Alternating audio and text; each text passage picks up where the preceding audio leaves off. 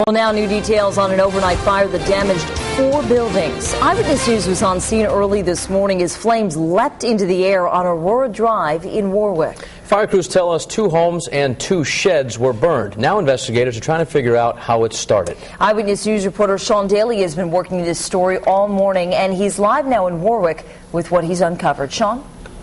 Yes, Elizabeth and Patrick, 4 people got out alive and unhurt when an overnight fire in a shed destroyed this house here and damaged this house right next door.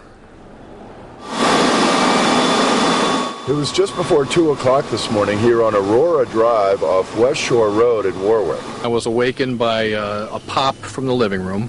I opened my eyes and I could see a flickering orange light coming into my room, which my brain said could only be a fire. A backyard shed caught fire, which spread to a second shed right next to it. Wind carried the fire to the house, which was destroyed, and also to a neighbor's house, which was burned only partially. Unfortunately, there was a slight breeze blowing towards her house, and by the time the fire trucks arrived, the top of her house was catching fire. Had the breeze been blowing the other way, it would have been my house that burned down. Was it a tough fire to fight? It was a pretty stubborn fire because it got caught up in the attic, and we did vent the roof, and which would allow the fire to come through the roof, but it didn't. What's that like?